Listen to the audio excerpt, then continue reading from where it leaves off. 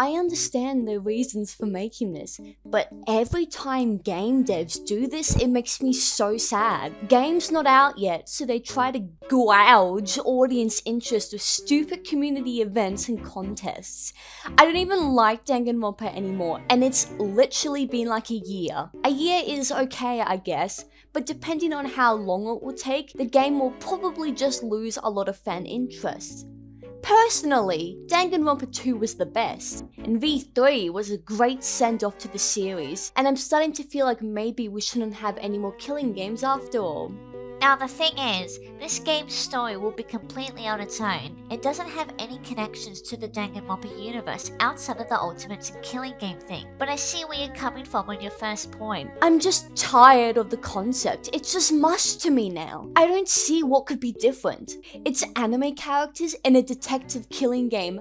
Wow, so poggers. Done 4 times already lol, or like 6 if you count non-honorary games. It's kinda like battle royales in a way. They used to be cool, but now the market is oversaturated. DG, 1, 2, and V3 all had their strengths, and I feel like V3 was probably the best way to send off the series. The way I think about it is, DG1 introduced the concept, DG2 did it again, but added a plot twist to make things more interesting, and DGV3 did similarly to 2, but the plot twist at the end was actually really good and well thought out. But most people didn't like it, because they were still on that crave. But once you become like me, you'll learn to love it, I suppose. I don't really get your point about the community events. Most media, whether it be video games, film, or whatever, do some kind of marketing for it first, and it serves 2 purposes. 1, it gauges audience interest like you said, but 2, it also just gives the community something to do in the meantime. And also about the concept being overdone, I personally don't think it is. Since there's such a variety of scenarios for it, I think they can make it interesting. And finally, if you feel that way and are tired of Danganronpa, why are you here watching this? I feel like it's great for developers to be in touch with their audience and talk to them, unlike Valve, but hosting popularity contests and stuff like that just feels annoying to me. It feels almost like you're stalling in a way. Just give us more devlogs and updates on how the game is going. I believe that it is overdone.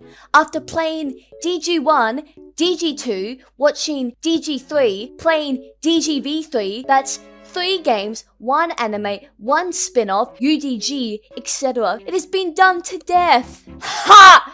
At this point, I don't see how any fan projects or other games can do something similar and be unique. If you want something similar to Danganronpa, but something unique, check out the Nonary games, made by the same publisher. 999 and Virtue's Last Reward are some of the best games I've played recently, and are a lot more mature than Danganronpa. Perhaps another Danganronpa spin-off would also be great, since I really enjoyed UDG. It was a nice breakaway from ye oldie kill game formula. And finally, I'm still here because I'm still interested in the development. With a lot of failed projects that have happened recently, I'm interested in seeing if this project will still succeed after its founder resigned over some petty drama. Don't get me wrong, I'm not wishing misfortune on the game. I'm just interested to see if all of it is going to waste or not. I think the argument of why are you still here lol is weak when compared to video games, movies, etc. A lot of people who don't like those video games or movies play and review them. If your movie sucks had info that The Lion King 2019 was going to suck, would he just not review it at all? Of course he would still review it. It's a stupid argument to say he wouldn't. In the same vein, I am still interested, but I don't like where the project and its community is going. I find the community to be annoying at times.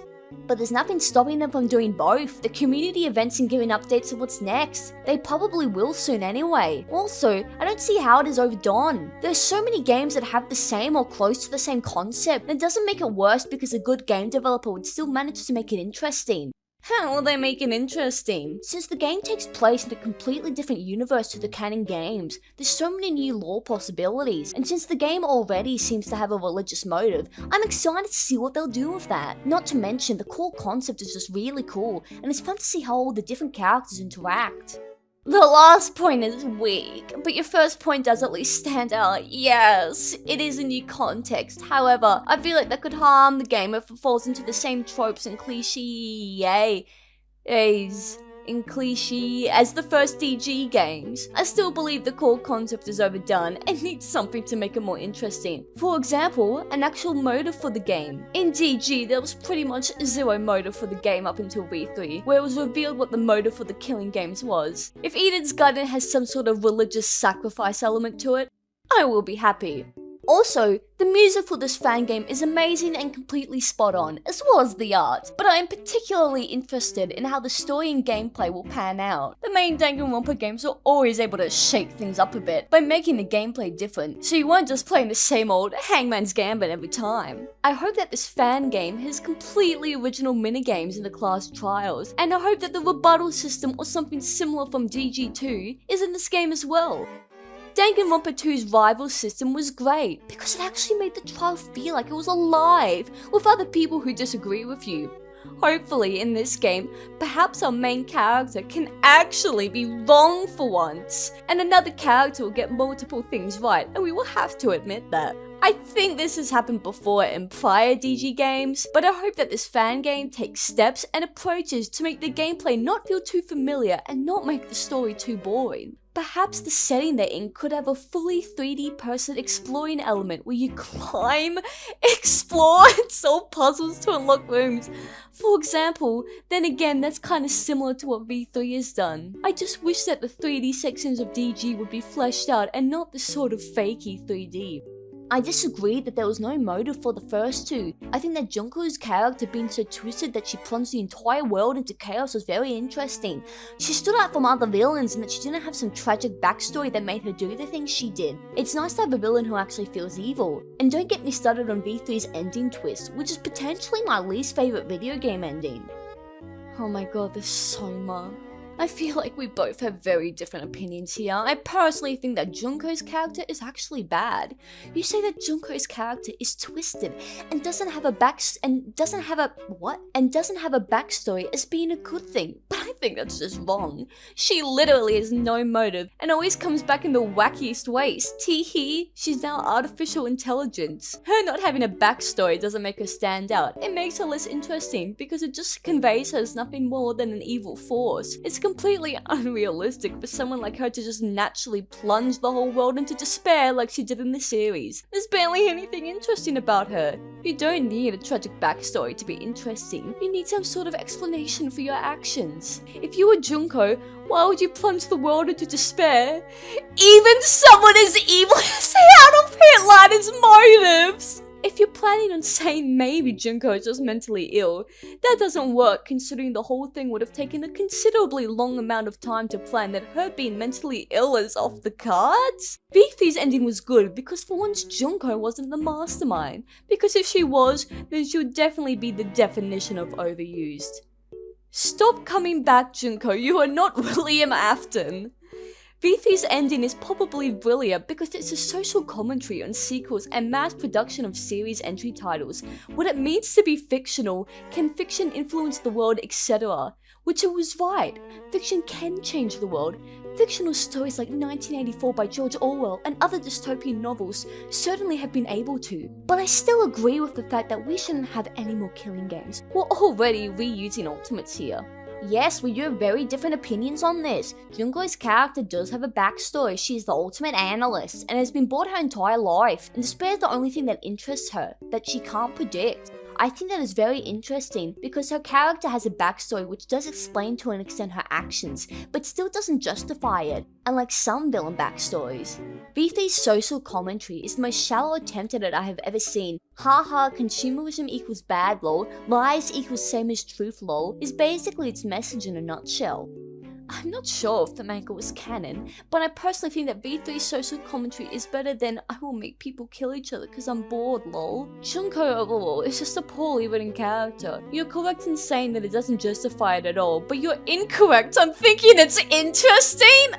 Bitch, it's subjective! Perhaps your comment may help me realize that the whole concept of despair in Danganronpa is flawed as a whole, or the entire concept of hope and despair. V3's ending serves to help me with this point. Hope and despair, your bland and generic good and evil forces, and the characters in each game are just forced to choose one. As the audience surrogate, you, just kidding, Lo, says, Hope, despair, hope, despair. Choose one. Hope and despair was one of the primary and begrudgingly annoying forces that powered Danganronpa as a series, and it's never even really explained. But the forces of good versus evil is just stupid at this point, as stupid as heaven versus hell, or Satan versus Jesus, yin versus yang, etc. Well-written villains are villains who people actually care about and are interested in. Emp Lemon has an amazing video about villains called Sympathy for the Villain, which details extensively about what makes a good villain. But this is a very subjective subject. Pretty much all of the villains in Danganronpa only show up at the last second, hiding behind their Monokuma bear shield, and only serve to just be a main counter to the heroes, nothing more, nothing less. And as every tales go, the heroes win in the end. It's cliche, is it not? My guy wants to be a Metal Gear Solid villain so bad. Yes, it is cliche, but I have one question for ya. What's wrong with that? Yes, it's not exactly deep, but frankly, I couldn't care less. A lot of the people who say that they like V3's ending, like you, say that V3's ending is better because it breaks away from DR1's hope and despair, which just say is generic. But I personally prefer DR1's theme because it doesn't pretend it's making some philosophical statement. It makes me feel excited towards the final scene of Makoto proclaiming he won't give in, which at the end of the day, isn't that what games are for? To make people feel happy and excited? Well, not according to V3. V3 instead thinks, what about instead of making people happy through our work, we guilt trip them for liking it? A big part of V3's message, which you pointed out yourself and said you agreed with, was calling out how generic the series has become, revolving around the black and white hope versus despair. But then again, I ask you, what's wrong with it being generic? I'll take a game that makes me happy over one that tries and fails to be deep. And now we come back to our original point. We have gone full circle. We went from me, the game concept is overused, you, now make it interesting, to me, hope and despair is generic and boring. You, what's wrong with being generic and cliche? If you want to know what's wrong with generic and cliche, I'll tell you, alright? Generic, cliche, and boring media is almost similar to eating junk food. Playing the 45th generic blank and white modern first-person shooter is like eating a packet of Cheetos too often. The flavor dies down and it starts to become painful or boring to eat. Generic and cliche equals boring, unimaginative. No fucking shit. I feel like you undermine the importance of media of being able to make philosophical and political statements. You say that you would rather just be happy, and your comments almost make you seem like the kind of person who would have actually watched 53 installments of Danganronpa, but you can make a philosophical statement and still be happy. Danganronpa 2 is miles better than DG1 for its story, gameplay, and its ending, which I won't talk about too much, but aside from boring hope versus despair, and Junko coming back from da dead as an AI, OMG, Danganronpa 2's rival system is amazing and its ending is fascinating. Followed by the Danganronpa 3 anime, you have one of the best stories told. Followed by...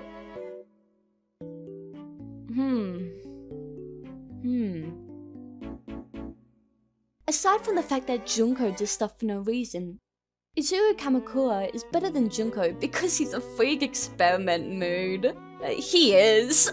Gone right/wrong. Done on a boy who suffered from a horrible class system that prevented him from being with his friend Chiaki Nanami. Is this Hitmax? And to circumvent that, he wanted to become an ultimate. What ended up happening after and what happened to his friends was nothing short of tragic, giving us a whole new lens to view the second game in. The whole time, he was unaware of the circumstances he was in prior, and just thinks that he's Hajime Hinata in a new island or something. But little does he know that he's not who he thinks he is, and his friend isn't really there.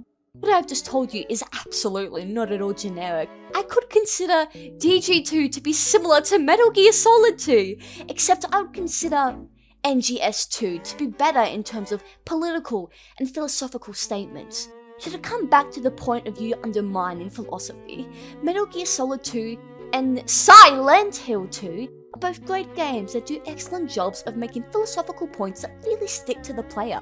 Video games are not all about just making you happy. Sure, of course you can feel happy, but all throughout Danganronpa and other video games, happiness isn't really the main goal. DG2 and DG3 anime literally just straight up gaslights you. The first killing game was stupid though. Junko just shows up and goes, "Hi guys, I have secrets, so I'll kill, please XDD," and then they just do it like, what?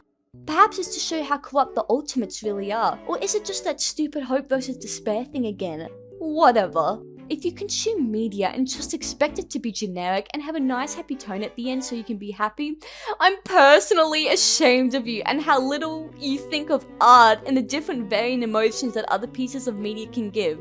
I am in the opinion that V3 does not fail at all to make a great philosophical point that to stick. It's a commentary on the video game industry and mass production of never-ending sequels to titles that don't need them. He is spitting facts here, I'll give him that. And yet, after V3 says what it has to say, and has the balls to predict how people like you would react, you don't stop to think at all. Instead, you dismiss it outright and do exactly as they say you would do. All you want is more killing games. You don't care about the fact that these characters are killing each other, or risking their lives. You just want to feel happy at the end. Hope! Sorry for being negative, I'm not directly attacking you. I'm saying people like you. But I need to ask you something. What if V3 had never been made? Would you rather the series end on the DG3 anime? Would you rather the series get a new game? What would the game entail? How many games would there be? How many Danganronpa games do you want? After the exact same killing game formula happens over and over again, do you not think it would get boring? Or perhaps do you think that staring at paint drying is fun as long as the color changes every 5 years? Lol, joke about game release times and stuff. I'll tell you what's wrong with generic and cliche. People get bored of generic and cliche. It's the reason why sequels are often more different than the games before them, and not carbon copies.